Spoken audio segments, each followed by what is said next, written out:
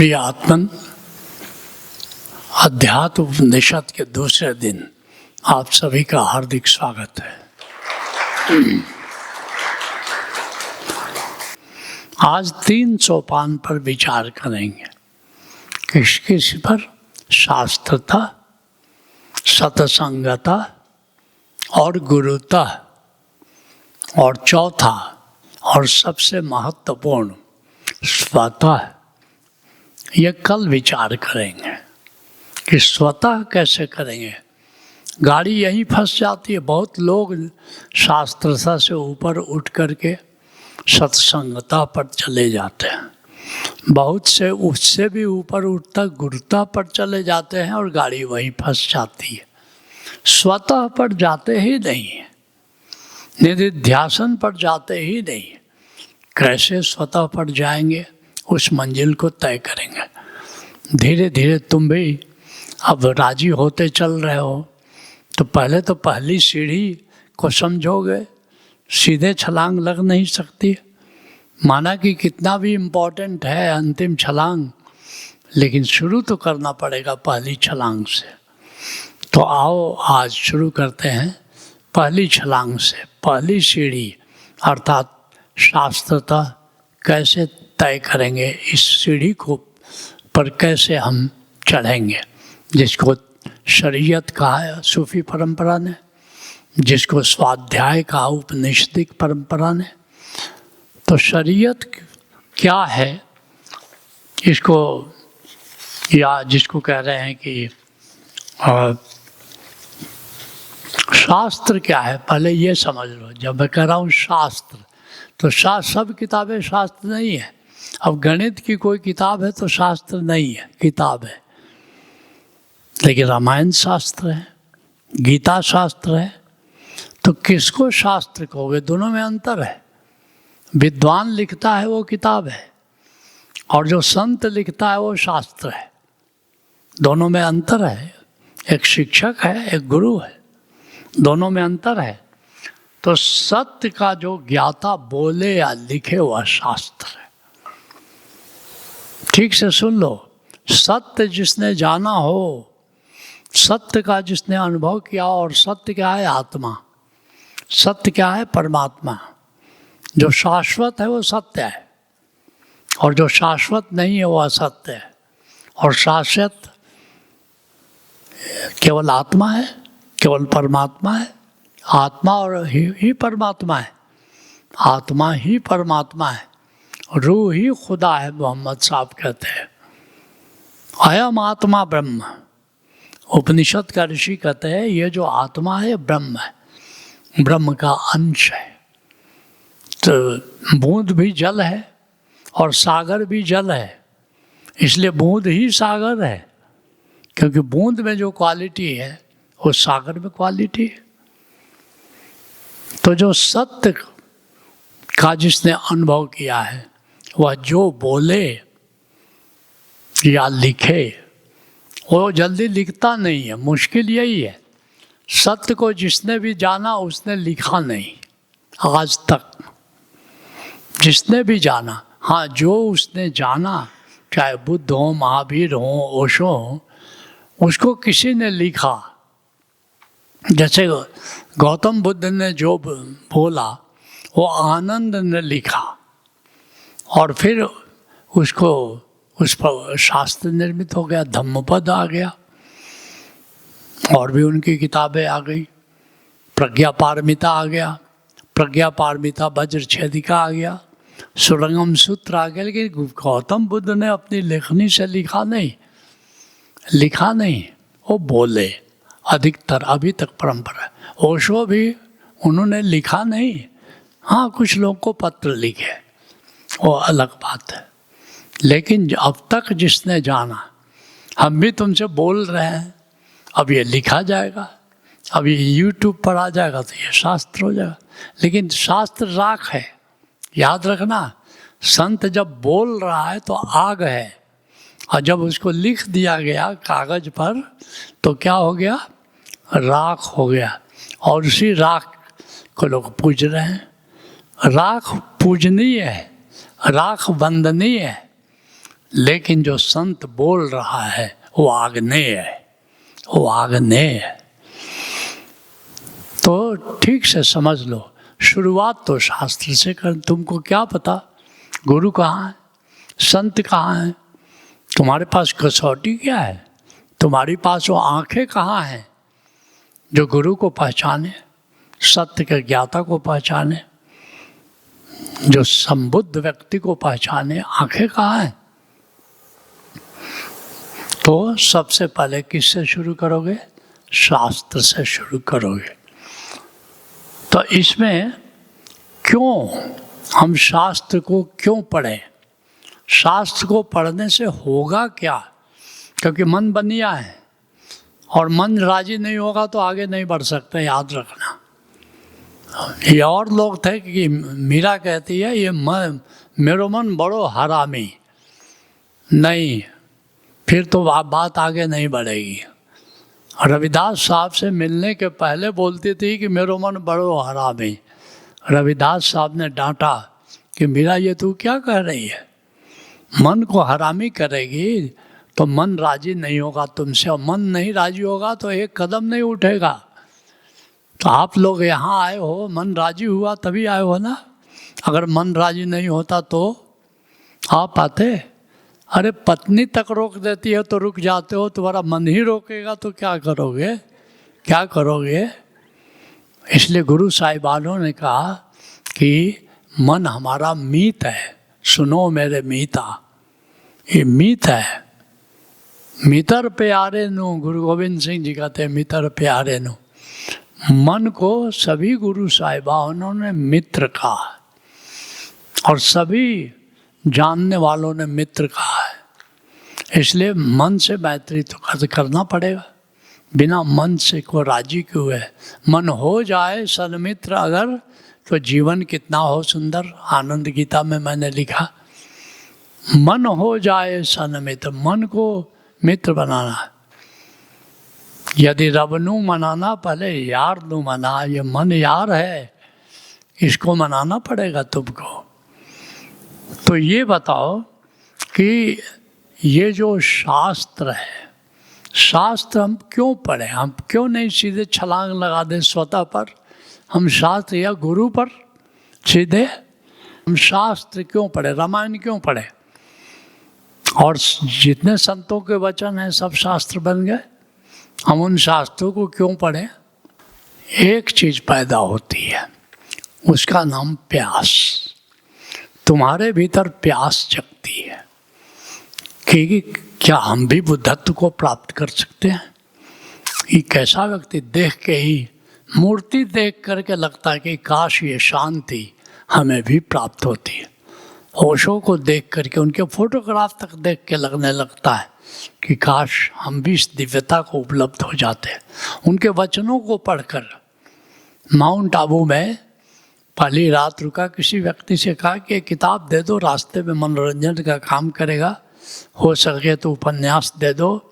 उसने कहा कि भैया जी ओशो को पढ़ना चाहेंगे? अब क्या किसकी बात कर रहे हो? सेक्स टू सुपर कॉन्शसनेस, हमको रुचि नहीं है। उसने कहा कि आपने ओशो की कोई किताब पढ़ी है? हम कि नहीं पढ़ी भी है और न पढ़ने की ज़रूरत मैं समझता हूँ। उसने कहा कि बिना पढ़े आप जैसे प्रज्ञावान व्यक्ति को उन पर कमेंट करना या उनके बारे में ओपिनियन बनाना, क्या ये शोभा देता है? मैंने कहा बात तो तुम पते की कर रहे हो, लाओ तब कोई किताब, मैं पढ़ ही लेता हूँ। बड़े अनुमन्य भाव से कहा, क्योंकि उसने अहंकार को जगाया था। आप जैसे प्रज्ञावान व्यक्ति और ये कर रहा है, बिना पढ़े ही जजमेंट कर रहा है। तो हमने कहा कि हाँ पढ़ना तो पड़ेगा, पढ़ना तो पड़ेगा। फिर भी रास्ते भर नहीं पढ़ा, धनबाद से लेकर माउंट आबू तक। उस रात खोला किताब कृष्ण स्मृति, उस समय उसका नाम था कृष्ण मेरी दृष्टि में। और जैसे पहली पंक्ति पढ़ी एकदम झनकार होने लगी, पूरा शरीर में बिजली दौड़ पड़ी। आज कोई ऐसा व्यक्ति जिंदा है? बच्चन ने कहा है अब न रहे वो पीने वाले, अब न रही वो मधुशाला। काश मैं बुद्ध के ज़माने में पैदा होता, नानक के ज़माने में पैदा होता, राम के ज़माने में पैदा होता, कृष्ण। अरे आज भी ऐसा व्यक्ति इस धरती पर चल रहा है। और फिर तो उस रात में सोया ही नहीं, पूरी रात किताब को पढ़ता गया। और जब सुबह हुई तो मैं वही व्यक्ति नहीं रहा। भीतर एक प्यास जग गई कि जो ओशो कह रहे हैं, जो ओशो जान रहे हैं, ये मुझे भी जानना है।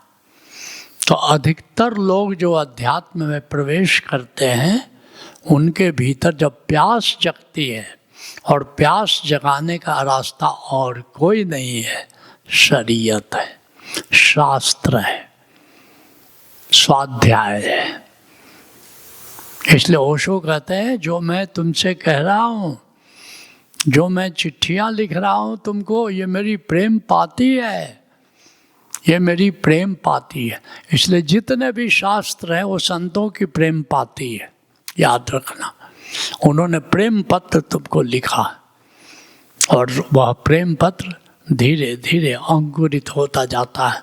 वह प्रेम का बीज जो शास्त्र तुम्हारे भीतर डालता है, वो धीरे धीरे अंकुरित होता है। इसलिए हमें शास्त्र से शुरू करना चाहिए। इसलिए जब भी तुम्हारा कोई दोस्त या मित्र अगर इंक्वायरी करे कि भाई कहाँ जाते हो, तो एक काम जरूर करना कि समर्थ गुरुद्वारा का या ओशो की कोई किताब उसको भेंट कर देना। भेंट कर देना, बाकी काम किताब करेगी। बाकी काम तुम्हें बहस करने की ज़रूरत नहीं है। बहस करने से कोई नहीं आएगा। बस धीरे से किताब, तुम्हारा कोई फैमिली मेंबर सदस्य राजी नहीं हो रहा आने को, ड्राइंग रूम में एक किताब रख देना। वो छुप करके देखेगा कि देखे इसमें क्या है, और उस किताब देखा तो फंसा। वो देखा कि फंसा। तुम्हारे बहस करने से, तुम्हारे समझाने से वो कुछ होने वाला नहीं। ये बात समझ में आ गई? तो पहला कदम है शास्त्र। शास्त्र को पढ़ने क्यों पढ़ें? क्योंकि हमारे भीतर आध्यात्म की प्यास जगती है। आगे चले। दूसरी सीढ़ी, दूसरा सोपान अध्यात्म का क्या है? सत्संग, जिसको सूफी कहते तरीकत, जिसको उपनिषद के ऋषि कहते हैं श्रवण। सत्संग, शास्त्रता, सत्संगता। ये बताओ सत्संग क्या है और सत्संग क्यों करें? सत्संग क्या है और सत्संग क्यों करें? क्यों ये अनिवार्य है? अध्यात्म के मार्ग पर ये अनिवार्य है। बिना इसके तुम आगे की सीढ़ी पर नहीं चल सकते। जो भी उपदेशक है सत्य की ही बात कर रहा है, सत्य की ही बात कर रहा है। पान वाले से जाके पूछो ब्रह्म के बारे में कुछ बताओ, वो मुफ्त में पान भी खिलाएगा और ब्रह्म के बारे में बोलेगा। तुम कहो पान वाले से सत्संग कर रहे थे। सत्य की बात सत्संग नहीं है। सत्य का जिसने अनुभव किया है और उसकी बात सुनना, उसको श्रवण करना सत्संग है। उसके सानिध्य में जीना सत्संग है। जिसने अनुभव ज्ञान प्राप्त किया है, वाचक ज्ञान नहीं। किताब पढ़ करके तो अधिकतर लोग 99.9% लोग किताब पढ़ के बोल रहे हैं। सुनोगे तो लगेगा कि बड़ा ब्रह्म ज्ञानी है, लेकिन ब्रह्म वो महाअज्ञानी है, मूढ़। ओशो ऐसे व्यक्ति को मूढ़ कहते हैं। मूढ़ और मूर्ख में क्या अंतर है? मूर्ख मतलब अज्ञानी है बेचारा, लेकिन ऑनेस्ट है, इनोसेंट है। वो कबूल करता है मैं मूर्ख हूँ। वो बहुत अच्छा आदमी है जो कबूल करता है मैं तो मूर्ख हूँ, मुझे कुछ नहीं आता है। सुकरात तक बोला कि मैं मूर्ख हूँ, अभी तो मैं समुद्र के किनारे पत्थर चुन रहा हूँ, मैं मूर्ख हूँ। जो इतना समझ लिया कि मुझे कुछ नहीं आता, समझ लेना कि वो साधुता की ओर कदम रख दिया, मुझे कुछ नहीं आता। अधिकतर व्यक्ति तो समझता है कि मेरे से होशियार कोई नहीं है, कोई नहीं है। स्त्रियां पुरुषों को मां मूर्ख समझती हैं और पुरुष स्त्रियों को मां मूर्ख समझता है। कमाल की बात, मेरी पुत्री कह रही थी कि पापा मुझे लगता है कि पुरुष उतने बुद्धिमान नहीं होते जितनी स्त्रियां होती। मैं तो चौंक गया कि स्त्रियां ऐसी सोचती है पुरुषों के बारे में, ये तो मुझे पता ही नहीं था। ये गजब की बात है। लेकिन जो व्यक्ति समझ गया, जिसने कहा कि मैं मूर्ख हूँ, ऐसा कोई व्यक्ति नहीं जो समझता है कि मेरे से कोई ज़्यादा इंटेलिजेंट है।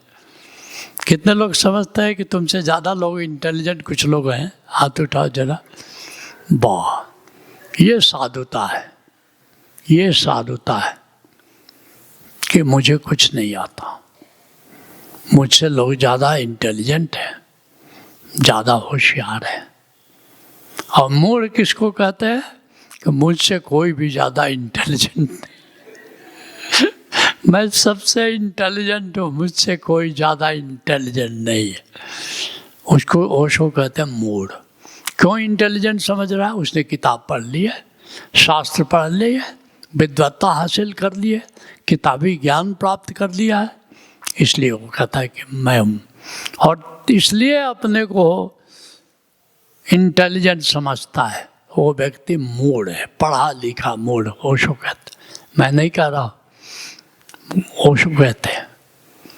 तो सत्य का जिसने अनुभव किया, सत्य मतलब आत्मा, परमात्मा, शाश्वत जो तत्व है, तो सत्य का जिसने अनुभव किया है, उसके साथ उसकी वाणी को सुनना, उसके साथ उठना बैठना, तरीकत सूफी कहते हैं पहले उठना बैठना संतों के साथ सीखो, तब जाकर के आगे बढ़ोगे। ऐसे नहीं बढ़े हुए। कैसे संतों के साथ बात की जाए, कैसे अदब होना चाहिए, क्योंकि संत तो अपने मौज में जीता है और हर संत अलग होता है। सत्संग का मतलब जिसने अनुभव ज्ञान प्राप्त कर किया। इसलिए जहाँ भी संत मिले, मैं तुमको कहता हूँ ना सत्संग करने, कि तुम चाहे बुद्धत्व को उपलब्ध हो गए, इससे क्या होता है? हर संत अनूठा है, हर संत के मुख से परमात्मा बोलता है। जाओ उसकी बात सुनो।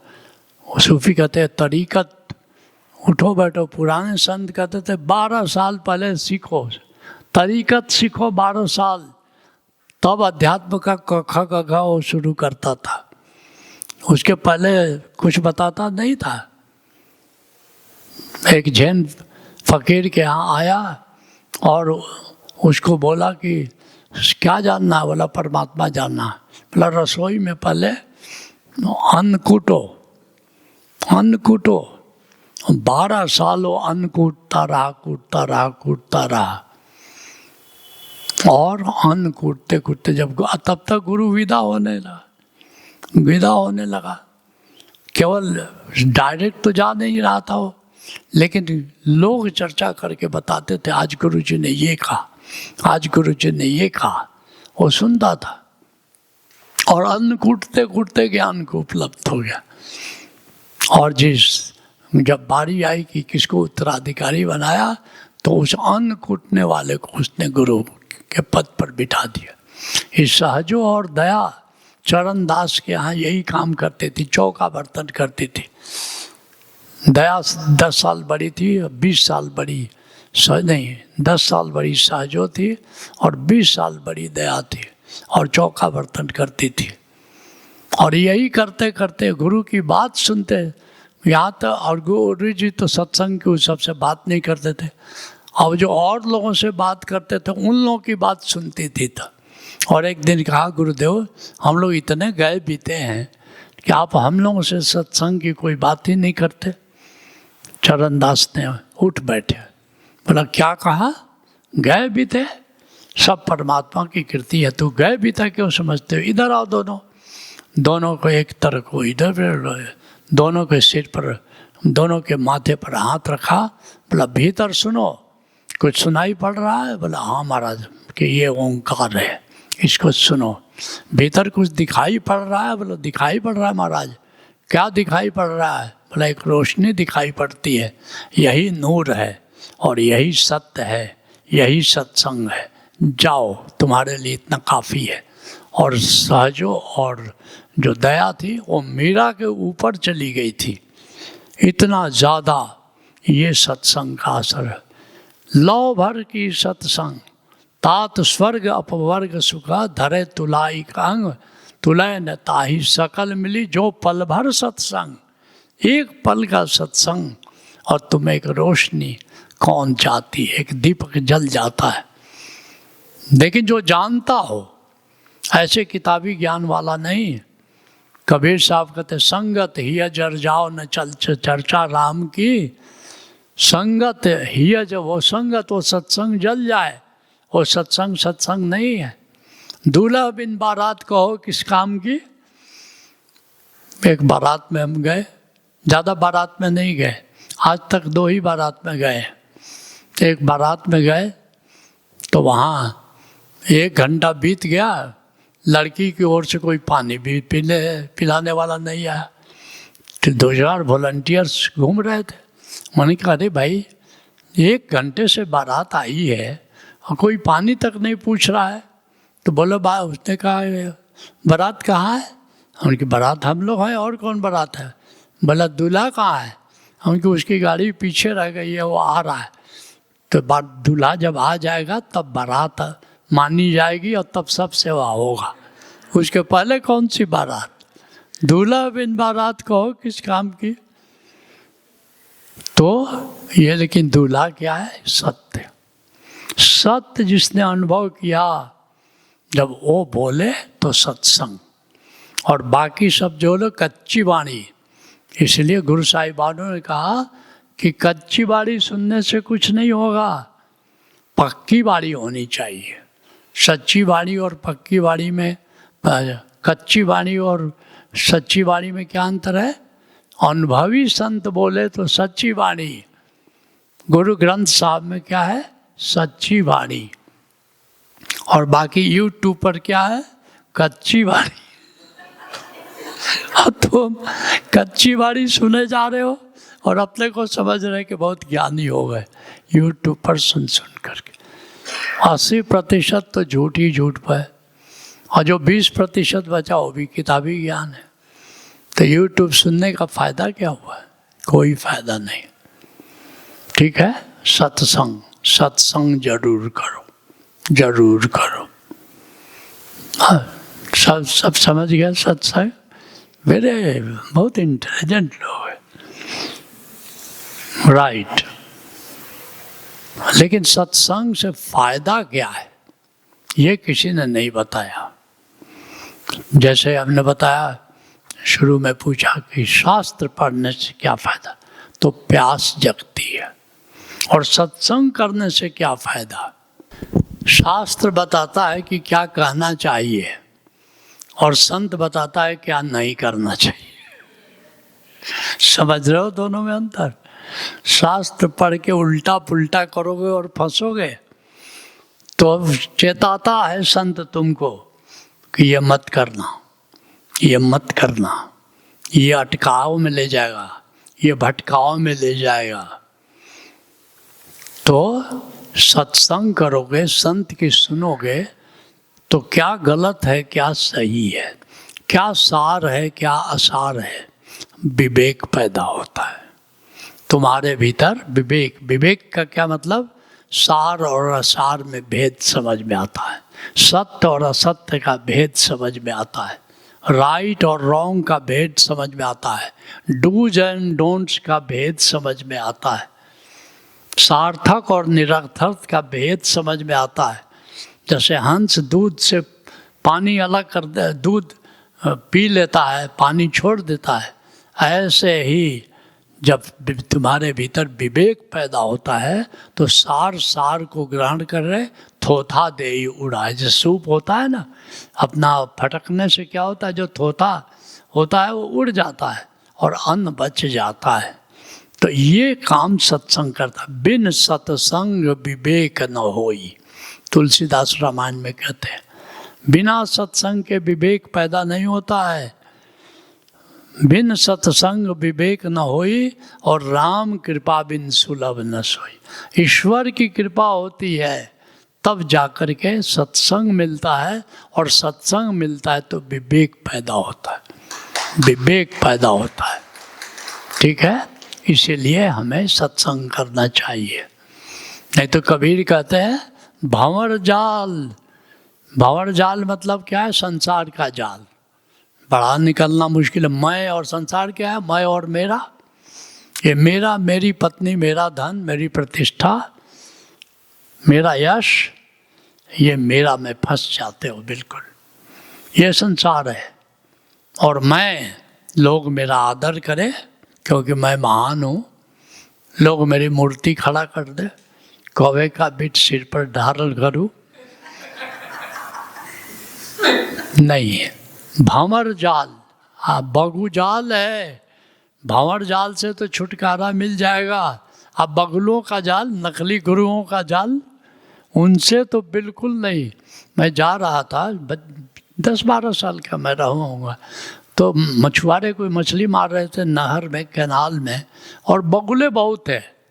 हमने कहा कि अरे भाई ये बताओ, ये बगुले यहाँ क्या कर रहे हैं? मछली तो तुम मार ले जा रहे हो।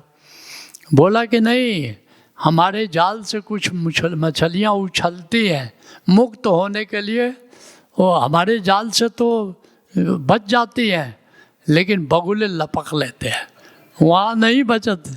इसलिए अधिकतर लोग जो संसार से भागते हैं हिमालय की तरफ, वो फंस जाते हैं, गुर्दम में फंस जाते हैं, कहीं न कहीं फंस जाते हैं। तो ये बड़ा भंवर जाल बगु जाल है। बूढ़े बहुत अचेत, विवेकहीन लोग उसमें बहुत लोग फंस गए। तो भंवर जाल बगु जाल है, बूढ़े बहुत अचेत। कह कबीर तिन बाँची है जिनके हृदय विवेक। याद रखना, कबीर कहते हैं इन लोगों से बचेगा कौन? एक तो संसार का जाल, माया का जाल, और ऊपर से इनके ऊपर बगुलों का जाल। एक तो मछुआरे, उससे बच गए, उसके जाल से निकल जाना आसान है, ये बगुलों से निकल जाना बहुत बड़ी लंबी गर्दन है बगुलों की, और लपक लेते हैं, एक फंसा। ठीक है, ये सत्संग का फायदा है। आगे बढ़ें। राइट, तीसरा पॉइंट है अध्यात्म में गुरु का क्या महत्व है? गुरुता। तीसरा चरण क्या है? गुरुता। सूफी कहता है मार्फत। मार्फत, इसी को कहता है, उपनिषद क्या कहता है? मनन। मनन, मार्फत, गुरुता। तो अध्यात्म के यात्रा में तीसरी सीढ़ी गुरु है। गुरु का क्या महत्व है? वाई डू यू, बहुत लोग हमसे सवाल पूछते हैं गुरु की क्या जरूरत है? अब तो पूना आश्रम वाले कहते गुरु की कोई जरूरत नहीं है, ओशो भी मित्र हैं, गुरु नहीं है। लो कर लो गल। कहते गुरु की कोई जरूरत नहीं है, ओशो भी गुरु नहीं है, वो मित्र है हमारे, गुरु की जरूरत ही नहीं है। तुम बताओ गुरु की क्यों जरूरत है? कितने लोग समझते हैं गुरु की जरूरत है? हाथ उठाओ। तुम्हारे डायरी में भी लिखा है जीवित गुरु की जरूरत है, लिखा है कि नहीं? ओशो का वचन नहीं लिखा हुआ है कि मैं विदा हो जाऊं तो जीवित गुरु को खोज लेना। तो क्या गुरु करेगा? ऐसी ऐसी क्या बात है? गुरु की जरूरत क्यों है? सुनो, जो पहुँचे, जो संत पहुँचे, वे क्या कहते हैं? उन्हें गुरु की जरूरत क्यों पड़ी? उन्होंने क्यों गुरु किया? गुरु से उनको मिला क्या? उनका अनुभव ज़्यादा प्रामाणिक है ना। वे पहुँचे गुरु को पा करके। तो सुनो क्या कहते हैं, दुलन दास क्या कहते हैं? बिन गुरु मार्ग कौन बतावे। मार्ग कौन बताएगा कि किस रास्ते से हमको आत्मा तक जाना है, परमात्मा तक जाना? कोई सड़क तो है नहीं, कोई जीपीएस तो है नहीं, तो मार्ग कौन बताएगा? और करिए कौन उपाय? क्या उपाय करेंगे? गुरु के बिना कौन बताएगा? कौन सी विधि अपनाएंगे? गुरु के बिना कौन बताएगा? बिना गुरु के माला फेरे जन्म अकारथ जाए। तुम माला फेर रहे हो, एक मंत्र कोई किसी ने दे दिया कि बेटा ये माला करो। उत्तम पुरी जी का कल सुनाया था किसी ने, माला फेरते रहे 30 साल माला फेरते रहे, कुछ नहीं मिला, कुछ नहीं मिला। बिना गुरु के माला फेरना गलत नहीं है, माला कैसे फेरना चाहिए। लोग माला फेरते हैं, माला फेरत जुग गया, मिटा न मन का फेर। मन का फेर ले तो दुख काहे को होए। कैसे, क्या चीज़ का माला फेरना है, कैसे माला फेरना, ये कौन बताएगा? ये गुरु बताएगा, जैसे दुल्हन दास को बताया। और फिर गुरु अमरदास जी क्या कह रहे हैं? जिसका गुरु, जिसका गृह तिन दिया ताला, और कुंजी गुरसो पाई। जैसे कि कल बिल्डर और केयर टेकर की उपमा दे रहे थे, ये तो परमात्मा ने ये बिल्ड किया है ना, और इसका ताला क्या है? ये ताला भी परमात्मा ही देगा, जो बिल्डर है वही ताला लगा दिया है, और चाबी कौन देगा? फिर केयर टेकर देगा। उसी बात को कर रहे हैं, जिसका गुरु तिन दिया ताला, जिसका गृह तिन दिया ताला, कुंजी गुरसो पाई। अनेक उपाय करे नहीं पाए, बिन सतगुरु शरणाई। बिना सतगुरु के पास जाए हुए वो चाबी नहीं मिलेगी कि तुम अपने घर का ताला खोल लो। और चाबी क्या है ये कल बताएंगे, आज नहीं बताएंगे कि चाबी क्या है। राइट। कबीर साहब क्या कहते हैं? गुरु बिन माला फेरता, और गुरु बिन करता दान, और गुरु बिन सब निष्फल गया, बूझो वेद पुराण। पढ़ो, दान करो, पुण्य करो, कुछ होने वाला नहीं। वेद पढ़ो, पुराण पढ़ो, कुरान पढ़ो, कुछ होने वाला नहीं। जब गुरु से जुड़ोगे, वो जो बताएगा तुमको वही काम करेगा, बाकी कोई काम करने वाला नहीं। डॉक्टर बताएगा ना रोग क्या है और दवा क्या है, कंपाउंडर थोड़े बताएगा, उल्टा सीधा इंजेक्शन दे दिया। तो गुरु बताएगा। और फिर कबीर साहब अन्यत्र क्या कहते हैं? गगन मंडल के बीच में तहवा जल के नूर। गगन मंडल क्या है? अंतर आकाश। वहाँ नूर झिलमिल कर रहा है, नूर जगमगा रहा है। कौन बताएगा? निगुरा महल न पावई, पहुँचेगा गुरुपुर। ये निगुरा होगा वो तुमको नहीं बताएगा, वो नहीं जा सकता वहाँ पर।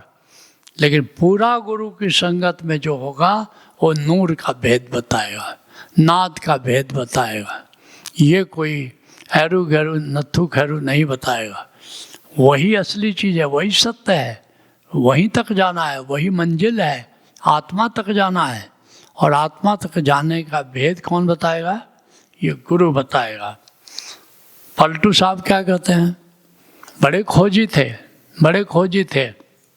कहते हैं मैं उस परमात्मा की खोज करने के लिए कहाँ कहाँ गया। सुनो, तीर्थ में बहुत हम खोजा, वहाँ तो नाही का छुपाया। मुझे तीर्थों में कुछ नहीं मिला। और मूर्त को पूज पछताने, नज़र में कुछ नहीं आया। बड़ा मूर्ति पूजा भी बहुत किए सबकी, लेकिन मेरे को तो नज़र में कुछ आया नहीं।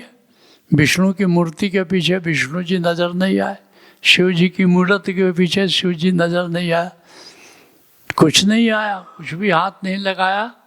लेकिन मुँहे हम व्रत के करते, इतना व्रत करे, इतना उपवास किए, करते करते मर गए, लेकिन हमको तो कुछ पता ही नहीं चला। वेद को सुना चितलाई, वेद सुना, वेद पढ़ा, लेकिन कुछ नहीं हुआ। लेकिन कोई ना भेद बतावे, सबे सत्संग गोहराई। इतने जगह गया, कोई भेद बताता ही नहीं था, केवल अपना कथा पुराण सत्संग के नाम पर कहता रहता था। उससे क्या होने वाला है? लेकिन परे जब संत के द्वारे, जब गुरु के द्वार पर गया, इसलिए तो गुरुद्वारा कहते हैं। असली गुरुद्वारा जीवित संत है। गुरु के कहते हैं परे जब संत के द्वारे संत ने आप सब कीना। फिर गुरु ने सब कर दिया, मुझे कुछ करना ही नहीं पड़ा। गुरु ने सब कर दिया, उंगली पकड़ करके और मुझे ले जा करके सत्य के द्वार पर खड़ा कर दिया। दास पलटू जब ही पाया, गुरु के चरण चित लाया। गुरु के चरणों से मेरी जब से प्रीत हो गई, सब कुछ पा दिया, परम सत्य को मैंने पा लिया। दादू साहब क्या कहते हैं? दादू देव दयाल की गुरु दिखाई बाट। परमात्मा की ऐसी कृपा हुई कि गुरु मिल गया और गुरुदेव ने हमें आत्मा और परमात्मा का रास्ता दिखा दिया। और ताला कुंजी लाई कर खोले सबे कपाट। और फिर कुंजी हमको गुरु ने दिया और उससे मैं सारा ताला खोल करके और अपने आत्मा के गृह में मैंने प्रवेश कर लिया। उसी तरह तुलसी साहब क्या कहते हैं? कहते हैं यह भव सिंध अगाध है। ये जो संसार है बड़ा अगाध है। आप बूढ़े भवजल पार, बूढ़े भवजल धार। और सब लोग डूब गए इस भवसागर में। और बिन सतगुरु भरमत फिरे, कैसे उतरे पार। अगर सतगुरु मल्लाह नहीं है, माझी नहीं है, तो गंगा पार करोगे?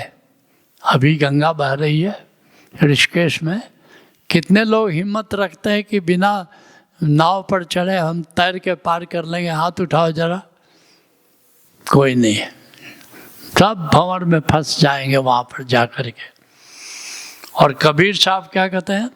बिन सतगुरु बाँचे नहीं, फिरे बूढ़ी भाव माई। कहते हैं कि सत्य को कहते हैं कि बिना सतगुरु के कोई बच ही नहीं सकता, भवजल पार कर ही नहीं सकता, भव सागर में डूबेगा ही डूबे। फिर ही बूढ़े भाव माई। बार बार पलट करके संसार में आदमी डूब जाता है और भाव सागर के त्रास में। और सतगुरु पकड़े बाँह, सतगुरु ने जो मेरा बाँह पकड़ लिया, तब जाकर के मैं पार कर गया। कबीर साहब एक जगह कहते हैं कि मेरे सतगुरु पकड़ी बाँह, नहीं तो मैं बह जाता। अरे भाई, कबीर जैसा संत कहता है कि बिना सतगुरु के मैं तो बह जाता, तो हमारी तुम्हारी क्या हैसियत है? सबको गुरु पकड़ ले अगर, तो भवसागर पार करना बहुत आसान है। और अगर गुरु की ने तुम्हारी बात नहीं पकड़ी, तब तो डूबना तुम्हारा निश्चित है। और अंत में सबसे पलटू साहब कहते हैं, बड़ा मजाक कर रहे हैं, नाव मिली केवट नहीं, कैसे उतरे पार। नाव तुम बाजार से ये चलता है ना, क्या उसको राफ्टिंग कर, राफ्ट ले आओ। देखो कि राफ्ट में इतने लोग जा रहे हैं, रोज़ 10 बजे से शुरू हो जाता है, दिन भर चलता रहता है। तुम्हारी भी मौज आई, चलो हम भी एक राफ्ट खरीद के लाते हैं और बैठ के मौज लेते हैं। मौज लोगे कि गड्ढे में गिरोगे, पानी में डूबोगे? डूबोगे कि नहीं डूबोगे? क्यों? माझी ही नहीं है, माझी ही नहीं है। नाव मिली, और वो माझी कौन है? सतगुरु है। नाव कौन है? ये जिंदगी, ये हमारी नाव है, और माझी सतगुरु है। और दोनों अगर मिल जाए, जिंदगी तो मिल ही गई, नाव तो मिल ही गई, अब माझी नहीं है। गुरु अगर मिल गया तो आराम से पार कर जाओगे। ये है गुरु का महत्व अध्यात्म में।